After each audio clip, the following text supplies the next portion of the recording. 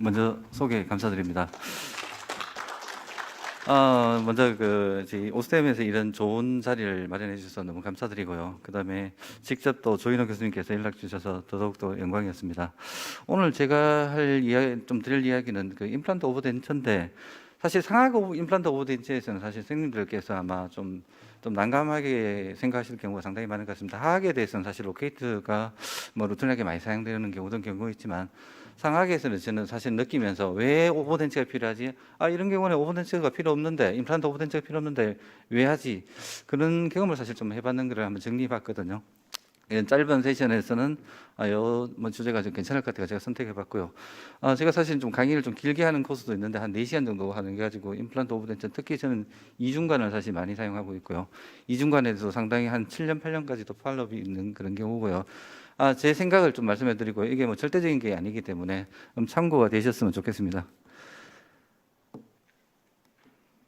예, 이런 상황에 왔습니다. 이게 이렇게 오셨는데, 환자를 자세하게 보면은 저희가 보는 컨비네이션 신드롬이죠.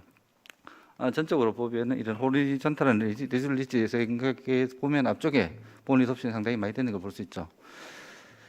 이 덴처를 보면 상하계 컴플리트 덴처고요. 하하계는 저희가 숏 덴처죠, 그죠? 아주 짧아가지고 스포트가 주지 않는 이런 현상에서 저희가 컨비네이션 신드롬이 자주 일어나게 되고요. 라인을 꺼보았습니다. 본 라인을 꺼보고요. 이렇게 호리존탈한 라인을 꺼보고 이렇게 보면은 결국은 이런 5가지 우리 컨비네이션 신드롬에서 나타나는 그런 경향이 있죠. 여기에 대해서 선생님들 너무나 잘 아시기 때문에 제가 추가적으로 이야기는 안 드리겠습니다. 하지만 중요한 거는 저희가 이렇게 됨으로써 앞쪽에 있는 임플란트 전혀 못 신게 되는 경우가 상당히 많은 거죠. 이런 경우는 어쩔 수 없이 그냥 컴플리트 덴처를 할 수밖에 없는 그런 상황이 됩니다. 임상 사진을 보면 상하계 레지럴 리치가 상당히 리섭션 됐고요. 하하계는 2개 정도 임플란트를 심은 그런 경우입니다. 저희가 이렇게 마운팅을 해봤죠. 상하계 임프레션 체득하고 하하계 임프레션 체득 마운팅을 해보면은 교합평면 대상으로 보면 상하계 레지럴 리치가 어느 정도 많이 리섭션 되는 걸 잘 알 수 있죠. 제가 컨벤셔널하게 상하계 컴플리트 덴처를 하고 하하계는 임플란트 오브 덴처로 게이트를 해서 수복을 했습니다. 그렇게 여기를 다시 교합평면을 생각해 보면 교합평면 한 이 정도 되고요. 저희가 레졸리츠가 한 이 정도 방향으로, 그만큼 상악 전치부에서 많이 리섭션 되고 하악 구치부에서는 상하게 모르겠습니다. 투브라스트 쪽에서 다운그로스 했는지는 잘 모르겠지만, 이렇게 되면 어떠냐면 씹으면 결국 덴처가 앞쪽으로 튕길 수밖에 없습니다. 튕김할 수밖에 없거든요. 특히 앞쪽에 있는 레졸리츠가 잡아 죽이지 못하기 때문에, 튕기게 생기기 때문에 이러한 현상이 상당히 많이 생깁니다. 이런 환자를 한번 보게 되면은 결국은 계속 지속해서 소스팟을 제거하고 리라이닝하고 이런 경우를 겪을 수밖에 없거든요. 이렇게 저는 항상 티슈 컨디션을 많이 사용하고 있습니다. 티슈 컨디션을 사용해가지고 한 이틀 내지 한 일주일 정도 있다가 리라이닝을 체어 사이드에서는 안 하고요. 저는 항상 기공실 내부에서 리라이닝을 하고 이렇게 넣어주시면 또 갑니다. 또 한 1년 후 이렇게 계속 팔로우해 보면 결국은 또 소스팟을 계속 리무브하게 돼 있고, 이런 지속적인 문제가 생기거든요. 이게 또 2020년 12월 달 오셨는데, 하악에는 괜찮습니다. 괜찮은데 상악도 지속적으로 사실 소스팟을 제거할 수밖에 없는 그런 경우가 생겼습니다. 컨비네이션 신드롬이 저희가 잘 알아야 되는데, 초기에 어떻냐면 결국은 하악에 총원치가 위에 상악이 들어갔고 하악이 어떻습니까? 클래스 1 RPD죠. 이렇게 되면 지속적으로 사실은 치거든요. 특히 전치부에서 계속 누르기 때문에, 이렇게 되면 결국은 전치부에 리치 리섭션 되고, 리치 리섭션 되게 되면은 공간이 생기고, 공간이 생기게 되면은 플라비 티슈 같은 게 생기게 되죠. 그 공간 쪽으로 뮤코사 같은 게 자라오게 되니까, 이렇게 함으로써 저희가 플라비 티슈도 생기고 문제가 지속적으로 발생할 수밖에 없습니다. 제가 보면은 어떻습니까? 전치부에 컨택이 되죠. 컨택이 되기 때문에 상악 전치부가 사실 본이 약하다고 저희가 잘 알고 있지 않습니까? 그렇기 때문에 본 리섭션 되고 계속적으로 악화가 되는 거죠. 그렇기 때문에 또 덴처를 봤습니다. 덴처를 보면 피팅도 사실 잘 안 맞고 있었고요. 이런 문제가 됐고요. 그렇기 때문에 임프레션을 컨벤셔널하게 체득하고 앞쪽에 사실 그죠? 앞쪽에 컨택이 안 되게 하는 거죠. 이 환자는 사실 레지럴 리치도 상당히 괜찮은 편이었거든요. 총호의 치료만으로도 충분하게 사실은 해결할 수 있는 경우였지만, 장기적으로 보면 임플란트 앞쪽에 심어주는 게 사실 좋지 않을까, 그런 생각을 해봤습니다.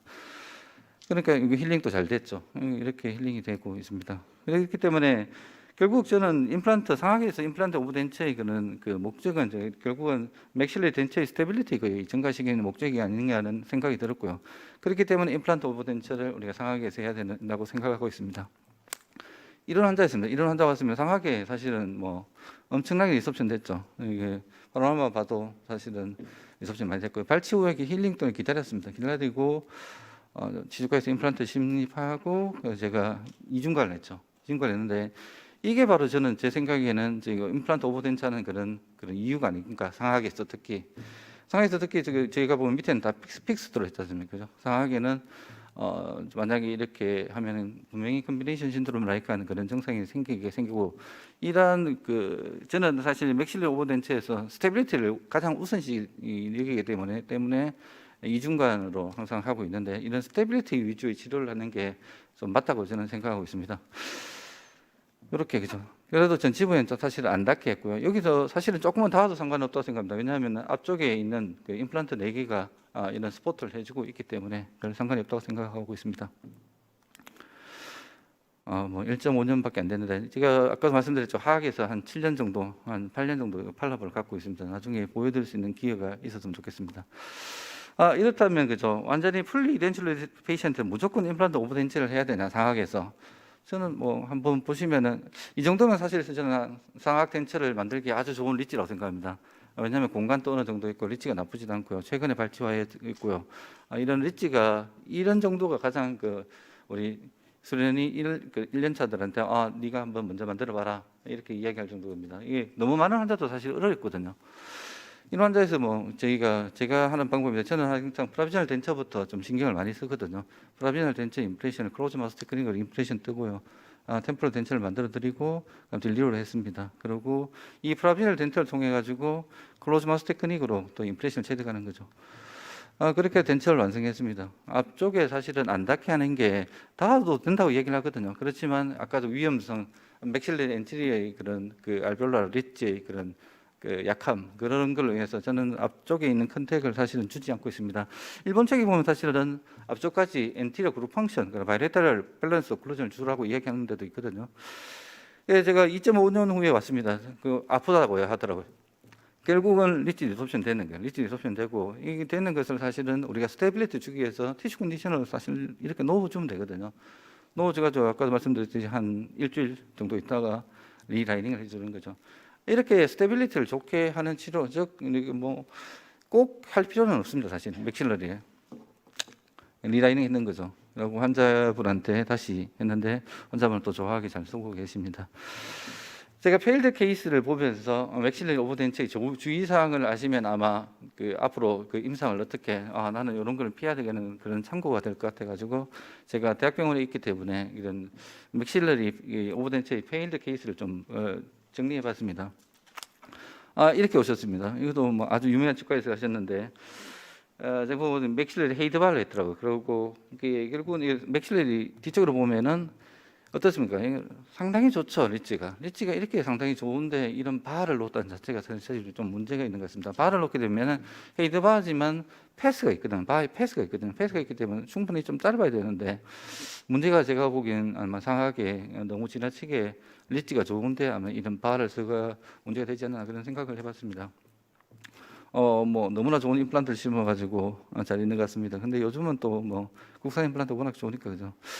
제가 제거를 해봤습니다. 제거를 해봤는데 언더컷 스페이스가 보이죠, 그죠? 언더컷 스페이스가 보이고 왜냐하면 리치가 좋기 때문에 바의 패스 때문에 다시 저렇게 생겨볼 수밖에 없습니다. 그렇지 않으면은 단체를 짧게 해야 되는 거죠. 덴처 보드를 짧게 해야 되는데 저는 공간이 생겼고요. 이런 공간이 생기면서 음식물도 끼고 그리고 헤이드바가 움직임이 있습니다. 움직임도 있었고요. 이런 문제가 저희 패팅의 문제도 좀 있었던 것 같습니다. 제가 선택한 건 이중관을 했죠.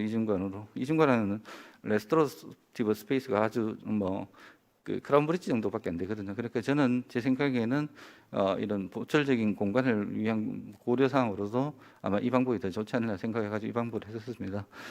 하악도 마찬가지입니다. 요즘은 자연차고 임플란트의 경우도 컨비네이션으로 이중관을 많이 엮고 있습니다. 이렇게 만들었고요. 당연히 그죠. 이렇게 되면 패스가 있기 때문에 패스에 따라서 걸리는 부위를 다 짧게 해줘야 되는 거죠. 이렇게 사실은 캐스트에서 기용실에서 짧게 해주면 되는데 기용실에서는 그냥 해와서 제가 다 잘랐던 기억이 납니다. 이렇게 짧게 해드렸습니다. 짧게 해드렸고요. 딜리버를 했죠. 1.5 운영했습니다. 여기서 선생님들이 좀 아셔야 될 게 아마 다 알고 계시지 싶은데 저희가 이게 스와트리한 분이 이런 논문에서 이야기를 해놨는데 클래스 1, 2, 3, 4라고 이야기를 하는데 1이 15mm 이상 그죠? 그 굴절 플레인에서 그 뮤코사까지 그리죠. 그래서 15mm 이상일 때는 모든 타입의 그런 어태치먼트가 써도 된다고 이야기를 해놨고요. 클래스 2 같은 경우는 우리가 즉 12에서 14mm 같은 경우는 바 앵클립이 조심스럽게 디자인돼야 된다. 그렇게 해서 이야기해놨고 클래스 3는 한 9mm에서 11mm인데 얘는 스터드 타입, 즉 저희가 많이 사용하는 로케이트 정도가 적당하다고 이야기해놨고요. 9mm보다 적을 때는 우리가 오버덴처스로 적당하지 않다고 얘기를 해놨습니다. 그러니까 위에 두 개, 1, 2 같은 경우는 사실은 저희가 뭐 픽스드 타입으로는 적당하지 못하고요. 반대로 그죠. 밑에 3, 4 같은 경우 오히려 픽스드를 좀 고려해야 되지 않을까 그런 경우죠, 그죠. 이렇게 클래스 1, 2, 3, 4입니다. 가장 문제가 될 수 있는 게 사실은 4입니다. 4가. 4가 있고 1 또 문제가 될 수 있죠. 1은 사실은 저희가 임플란트로서 커버할 수 있죠. 특히 하악 같은 경우는 임플란트 오버덴처를 해가지고 뭐 리지드한 어태치먼트를 사용하게 되면 극복할 수 있는데 반면에 클래스 4 같은 경우에는 저희가 거의 픽스드 타입으로 하거나 안 그러면은 VD를 위해서 리치를 오히려 알베올로플라스티를 해야 될 그런 가능성도 있는 거죠. 제가 생각해봤는 게 그러니까 타입 1에서는 결국 뭐 바나 스터드 타입이나 더블 크라운 뭐 다양화할 수 있고요. 그다음에 타입 2 12에서 14mm 정도에는 바가 아마 조심스럽게 디자인돼야 될 것 같고요. 그다음에 9에서 11mm는 스터드 타입, 즉 로케이트 같은 게 사용되는 게 맞겠죠, 그죠? 그리고 타입 4에서는 결국은 스터드 타입이 아주 조심스럽게 디자인돼야 되는 거고요. 이중관이나 스웨이드 크라운을 이용한 그런 컨벤셔널 클라스프 RPD가 되는 게 더 맞지 않을까 그런 게 생각해봤습니다. 이분 또 오셨는데 보면은 이게 그 칼미시의 그런 방법이죠, 그죠? 바에다가 어태치먼트 붙이는 그런 칼미시 타입인데 공간을 보면 어떻습니까? 공간이 얼마 안 되죠. 공간이 얼마 안 되는데 사실은 이렇게 그죠 메탈 메저 스트럭처도 없이 이렇게 바를 하니까 깨질 수밖에 없는 거죠. 깨질 수밖에 없기 때문에 이 경우에는 뭐 제가 리플 했죠. 구강외과에 리플 해가지고 임플란트 한 개씩 심고 고정성으로 하는 거 맞죠? 이런 경우에는 우리가 바를 하면 안 되는 거죠. 그래서 PFM으로 저는 PFM을 좀 그래도 좀 많이 이런 분들은 또 보험 환자들 경우가 많으니까 PFM으로 이렇게 수복해 했습니다. 그리고 저희가 또 페일드 케이스를 보면 이런 로케이트에서 상하게 사용할 때 항상 중요한 게 임플란트 패스거든요. 임플란트 패스가 좋지 않으면 결국은 못 쓰거든요. 이 환자 보면 앞에 있는 두 개의 임플란트 로케이트하고 뒤쪽에 있는 두 개의 로케이트 패스가 완전히 벗어났습니다. 뭐 의도는 좋았지만 이렇게 클립이 도저히 뭐 같이 붙어 있을 수가 없죠. 수가 없고 하악에도 보면은 뭐 이렇게 기능을 전혀 못하는 걸 볼 수 있습니다. 이 환자는 결국 제가 생각하는 얘기는 해결 방법은 이런 로케이트로서는 안 되고요. 왜냐하면 임플란트 픽스 방향이 워낙 잘못됐기 때문에 여기에서는 우리가 뭐 아까 이중관이나 아니면은 바 타입으로 뭐 레스토레이티브 스페이스가 충분하다면 바 타입으로 해야지 해결 가능하지 이게 싱글 솔리트를 한다 하는 거는 사실은 저는 좀 거의 불가능하다고 생각하고 있습니다. 또 다른 환자입니다. 맥실러리 예전에 뭐 제 생각은 그렇습니다. 이게 마그네틱을 많이 쓰는 경향이 있었는데 여기도 마그네틱이 있고요. 중간 한 개는 또 로케이트를 한 개 바꿔놓더라고요. 하악에는 픽스드 타입인데 이렇게 캐리어스에서 크라운이 이렇게 탈락한 그런 상태로 왔는데 제가 봤습니다. 안쪽으로 봤는데 아니나 다를까 이런 그 마그네틱은 다 없어졌죠. 이게 마그네틱이 사실 덴체 베이스에 그 고정시켜가지고 유지가 오래된다 그런 사실은 넌센스인 것 같습니다. 오래 쓰면 다 탈락하고 이게 붙이는 테크닉도 너무 이렇게 체어 사이드도 한다 하는 게 이렇게 쉽지 않고요. 그렇기 때문에 이 마그네틱은 제 경험상입니다. 제 경험상으로 마그네틱은 제가 성공한 케이스를 사실 뭐 페일하는 게 안 올 수도 있지만 그래 잘 쓰는 걸 거의 못 보는 것 같아요. 예. 마그네틱의 장점이 임플란트에 레터럴 포스를 줄여준다는 그 임플란트에 레터럴 포스를 줄인다 그런 의미인데 그렇게 잘 쓰는 걸 못 받는 것 같습니다. 그래서 저는 여기 보면 어떻습니까? 그 로케이트도 많이 따랐죠. 따랐고요.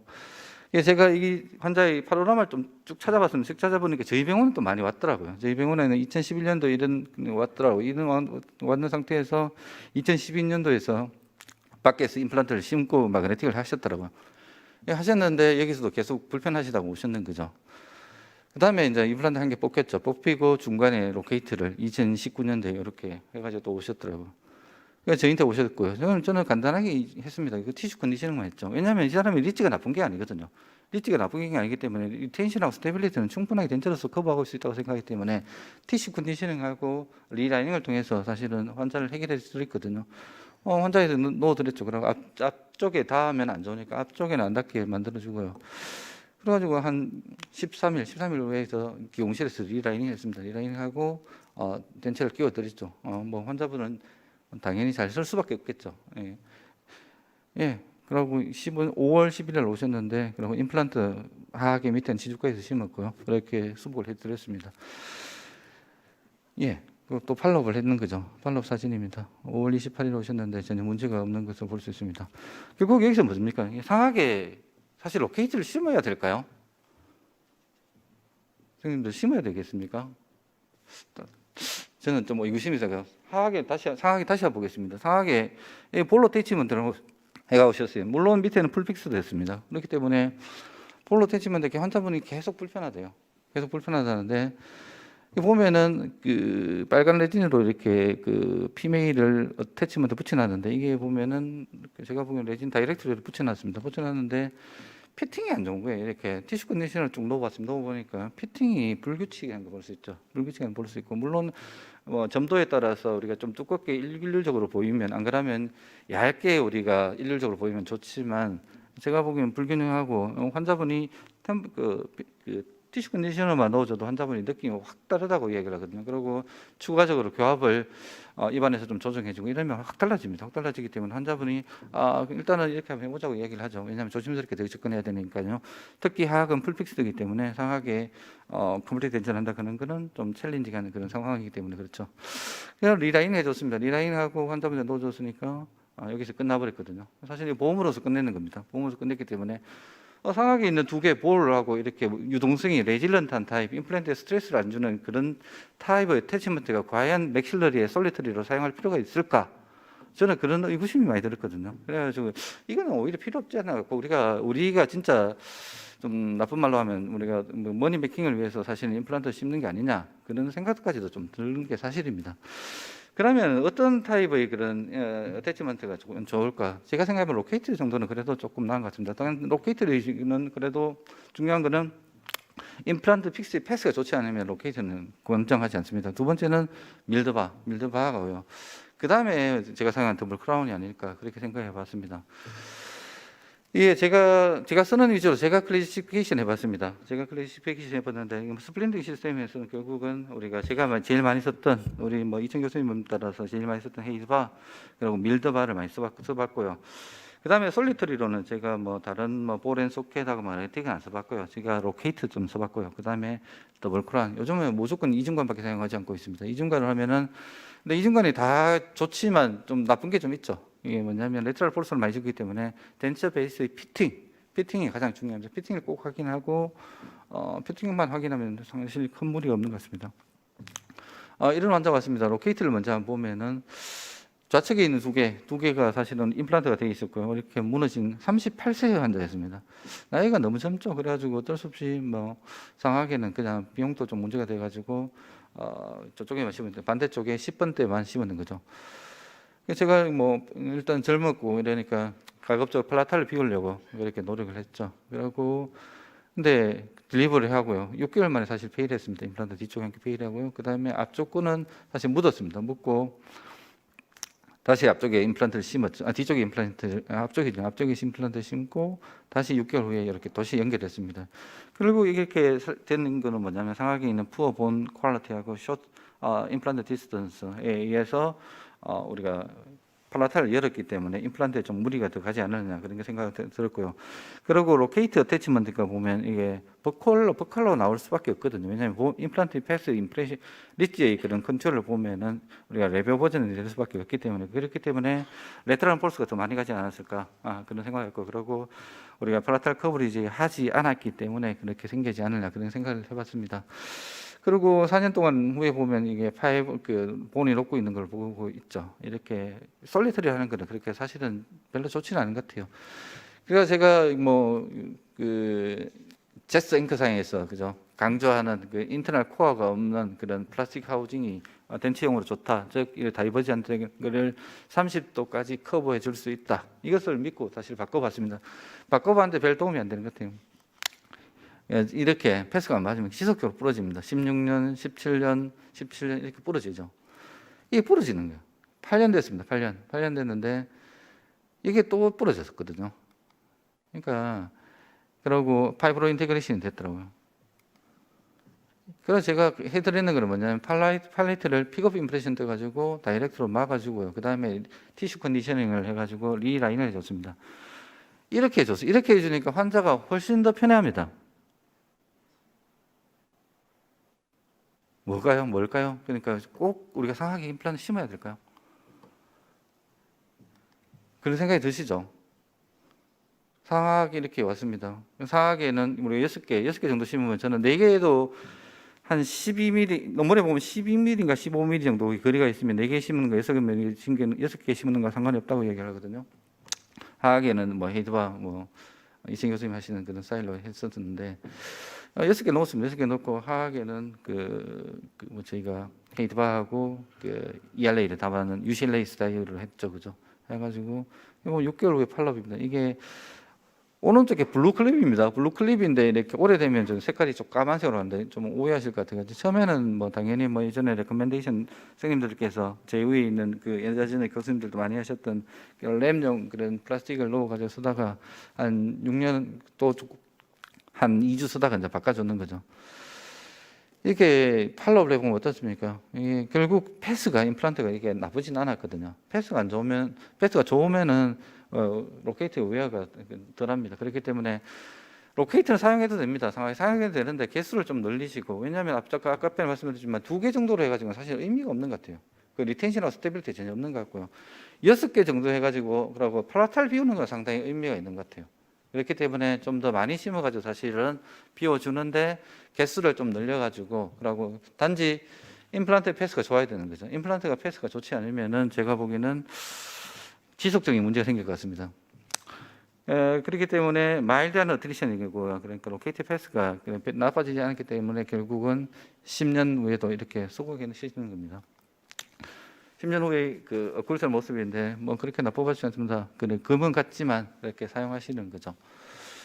뭐 하악도 인데 여기 있는 그 ERA 그 스파클 요전을 사용해가지고 우리가 사용했던 바인데 이 바가 플라스틱 클립에서 따랐거든요. 이 텐션이 거의 없어졌습니다. 그러니까 더 이상 우리가 non-pressure라고 해가지고 우리가 딸지 않는 그런 것도 아니거든요. 다 달렸습니다. 이런 모습입니다. 10년 후의 모습입니다. 예, 뭐 나쁘게 않고 쓰고 있습니다. 다른 케이스 보겠습니다. 이게 5.5년 되는 케이스인데 보면 안 따랐죠, 그죠? 그리고 8.5년 후에입니다. 이 보면은 그죠? 몸이 많이 늘어가고 달았죠. 로케이트 다 닳습니다. 예, 9년입니다. 앞쪽에서 보면 어떻습니까? 임플란트 패스가 픽스 패스가 안 좋죠. 다 닳습니다. 안 좋은 거예요. 계속 하나씩 가는 거죠. 그러니까 오히려 로케이트하고 이런 볼 어태치먼트의 그 리페어가 훨씬 많습니다. 이중관보다. 저는 이중관을 사면서 뭐 비용은 많이 들죠. 비용은 많이 들 수밖에 없는데 훨씬 더 좋지 않을까. 그래서 제가 이게 아주 초창기에 했던 환자인데 독일제 임플란트를 해가지고 아주 좋은 임플란트를 사용했는데 저는 어태치먼트를 어떻게 사용해야 될지 몰랐습니다. 뭐를 사용할까? 우리가 배우는 건 헤이드바하고 클립밖에 없는데 헤이드바하고 ERA밖에 없는데 어떤 어태치먼트를 사용하면 좋을까? 고민을 많이 했던 환자입니다. 그냥 밀드바로 했습니다. 밀드바. 상하이 밀드바고 입천정도 저렇게 비웠습니다. 비웠고 밑에는 풀픽스입니다. 2006년, 뭐 18년, 8년, 2012년, 그리고 뭐 13년 됐나? 그렇게 왔는데 보면 어떻습니까? 덴처 플랜지가 부러지고 치아가 부러졌는 거죠. 그죠? 여기 파이브로 인트리게이션이 됐더라고요. 이 자이브입니다. 자이브 별로 안 좋은 것 같아요. 근데 지금 오스 인테그레이션이 파괴됐는데 이게 과연 오버로딩 때문에 그럴 수도 있지만 저는 오버로딩이 문제가 아니고 자이브가 항상 문제됐던 게 서피스 처리를 잘못해가지고 전번에 다 바꿔주는 적 있죠. 아마 그런 쪽이 아닌가 그런 생각해봤고요. 그래가지고 한 개는 또 어버트먼트 스크루가 부러져가지고 바꿨습니다. 바꿔가지고 한 개는 빼고요. 한 개는 그 어버트먼트 스크루만 교환해드렸던 거거든요. 그리고 티슈 컨디셔닝 해줬습니다. 티슈 컨디셔닝 해주고 리다잉을 해줬죠. 그리고 치아를 교환해 드렸고요. 그냥 이렇게 뭐 씁니다. 그래서 제가 이제 그러니까 임플란트 티슈 스포티드 오버덴체의 성공에서 결국은 뭐가 중요할까 생각해 보면 결국은 세 가지 팩터를 생각해 볼 수 있는데 임프레션 서피스, 덴처 투스, 그리고 어태치먼트 생각해 볼 수 있죠. 이런 임프레션 서피스에는 펑셔널 임프레션, 우리가 기능 이상을 체득하고 브로드한 서피스, 그 피리아딕 리라이닝, 이건 결국 덴처 베이스 피팅이 중요하다는 거죠. 덴처 베이스 피팅하고 그 다음에 두 번째가 우리가 덴처 투스인데 덴처 투스가 우리가 단단한 걸 해가 좋은 것도 있습니다. 단단한 걸 하면은 힘이 그만큼 사실은 밑에 많이 갈 수밖에 없거든요. 이런 쇼크 리섭션이라고 저는 생각하는데 이런 셀프한 굴절 어저스먼트도 되거든요. 사실은 그런 어저스먼트뿐만 아니라 덴처 웨어, 투스가 웨어됨으로써 좀 더 좋은 효과를 가지지 않을까 생각해봤고요. 저는 밀드바를 사용해봤거든요. 밀드바를 사용했지만 이게 리지드한 어치티즘이라서 우리 다 알고 있잖아요. 그런데 생각보다는 저희가 이 공간이 있습니다. 공간 아주 미세한 공간이거든요. 우리 모멘텀을 생각해 보면은 우리가 뭐 그 일렉트로 포밍 같은 거 그런 거하고는 또 다릅니다. 이게 왜냐하면 이게 non precious 메탈이고 이렇게 캐스팅하고 그런 파워싱 하게 되면 그만큼 공간이 생기거든요. 공간이 아주 미세한 틈이지만 미세한 그런 틈에 의해서 사실은 제가 보기에는 우리가 임플란트가 좀 더 세이브 되는 그런 느낌을 좀 많이 받았거든요. 그래가지고 저는 좀 헐렁한 걸 사실 조금 좋아합니다. 밀드바나 이중관이나. 그래 어태치먼트는 리지다지만 그래도 실패를 안 하는 거예요. 생각보다. 제가 보는 더 중요한 거는 결국은 임프레션 서피스가 제일 중요하지 않을까. 그리고 어태치먼트 시스템보다는 그리고 임프레션 서피스가 더 중요하다고 생각했고 다른 케이스를 봐도 그렇습니다. 위에도 밀드바인데 이렇게 실패를 안 합니다. 뭐 단지 바라는 그런 레스토레티브 스페이스의 문제로 인해서 가지고 징지발 밑에 그죠 좀 클렌징하기 힘들기 때문에 지속적인 염증이 조금 있을 수는 있죠. 이게도 마찬가지입니다. 밀드바를 넣었죠. 밀드바를 넣었는데 4개로 했습니다. 4개로 했고 입천장은 거의 비었죠. 입천장은 거의 비었는데도 물론 뭐 트랜스팔라탈 바는 있습니다. 있고 괜찮았거든요. 그래서 제가 제 경험으로 보면은 밀드바하고 더블 크라운을 제가 처음에 밀드바 사용했고 그다음에 이중관을 제가 자이언츠에서 워낙 이중관을 많이 했기 때문에 임플란트 쪽으로 넘어왔는데 유럽 쪽에서는 생각보다 이중관을 치료를 많이 하고 있습니다. 이중관은 2개, 3개 이하로는 보험이 됩니다. 유럽 쪽에서 이중관이 임플란트에서도 이중관이 되기 때문에 아니 임플란트 아니고 자이언츠요. 그렇기 때문에 독일 특히 독일하고 이탈리아 쪽에서는 이중관 치료를 많이 하고 있거든요. 그리고 이 임플란트 이용한 것도 많이 하고 있습니다. 이런 장단점을 살펴보면 결국은 그 밀드바 같은 경우는 딱 똑같습니다. 왜냐하면 2도이거든요. 다 2도로 주고 있습니다. 저도 2도로 주고 있거든요. 대부분의 그런 밀드바도 2도로 주기 때문에 이거죠. 그 나쁜 거는 결국은 제가 중간에 한번 사용했던 게 두 개를 잘라 사실 바를 잘라봤습니다. 잘라봐가지고 써봐도 두 개 잘라도 상당히 잘 쓰시더라고요. 그러니까 바의 단점은 우리가 빨간색으로 표시하는 것 같이 우리가 뭐 페리던탈 프로블럼이고 그리고 레스토레티브 스페이스가 좀 부족할 수 있다는 거죠, 그죠? 그렇지만 우리가 이중관을 사용한 저는 한 5mm 정도를 좋아합니다. 5mm 정도만 높이가 충분하다고 생각해요. 너무 높으면 또 문제가 되거든요. 이런 그런 뭐 랩 코스트가 비싸고 프릭션 핀이 또 하기 때문에 또 문제가 될 수 있지만 이 방법이 자이언츠하고 컨비네이션 하기도 훨씬 더 좋거든요. 이중관을 자이언츠하고 컨비네이션 즉 한 2개 남았을 때 반접촉 임플란트를 심어가지고 컨비네이션하는 방법을 저는 지금 많이 사용하고 있거든요. 기회가 되면 자이언츠하고 임플란트의 컨비네이션에 관해서도 사실 이야기를 좀 많이 드리고 싶은데 오늘은 그쪽은 아니고요. 제가 결론을 오늘 맥실리 덴체의 스테빌리티에 대해서 생각해 보면 즉 저는 맥실리 덴체의 스테빌리티가 가장 그 문제가 생각하거든요. 특히 스테빌리티, 인스테빌리티를 극복하는 방법이 리라이닝입니다. 리라이닝만 잘해도 사실은 맥실러에서는 어느 정도 다 극복할 수 있고요. 그게 오래 놔두면 사실은 피팅이 안 맞는 걸 오래 두면 결국은 엔티리어의 리치가 약하기 때문에 결국은 파이브러스한 조직으로 발현하고 문제가 생기는 거죠. 소스팟도 생기고 많이 되고 리섭션도 많이 되고 이러한 컨비네이션 신드롬에서 제가 보여드렸지만 그런 문제가 아니라면 사실은 리라이닝만 해도 충분하다고 저는 생각하고 엔티리어 컨택을 줄여드는 방법이죠. 만약에 임플란트 오버덴체를 한다 그러면은 결국 문제되는 게 저희가 레스토레티브 스페이스에 대해서 우리가 고려를 해야 됩니다. 어떤 스페이스에 어떤 우리가 어태치먼트 사용할지. 두 번째는 우리가 리지드한 어태치먼트하고 레질런트 어태치먼트가 있는데 저는 앞쪽에 몇 개 씹는 그런 레질런트한 어태치먼트는 좀 반대하는 편입니다. 제 경험상 오히려 리지한 어태치먼트를 가지고 펑셔널 임프레션을 하고 덴처 피팅을 만들어주는 게 좋지 않을까. 특히 상하계에서는 임플란트 패스가 안 좋은 경우가 많기 때문에 쓴다면은 패스가 안 좋다면은 제가 보기에는 스플린팅, 즉 스플린팅 중에서도 다이렉트 스플린팅하는 그런 밀드바 아니면은 이중관, 인다이렉트로 하는 스플린팅으로 하는 이중관이 맞는 것 같고요. 그리고 임플란트 픽스처가 이 패스가 상하계 솔리터리, 물론 하악도 마찬가지입니다. 솔리터리 그런 어태치먼트로 하려면은 임플란트 패스가 가장 중요하다고 생각합니다. 예, 상악 그 임플란트 오버덴치에서 제가 한번 정리해봤습니다. 예, 들어주셔서 감사합니다.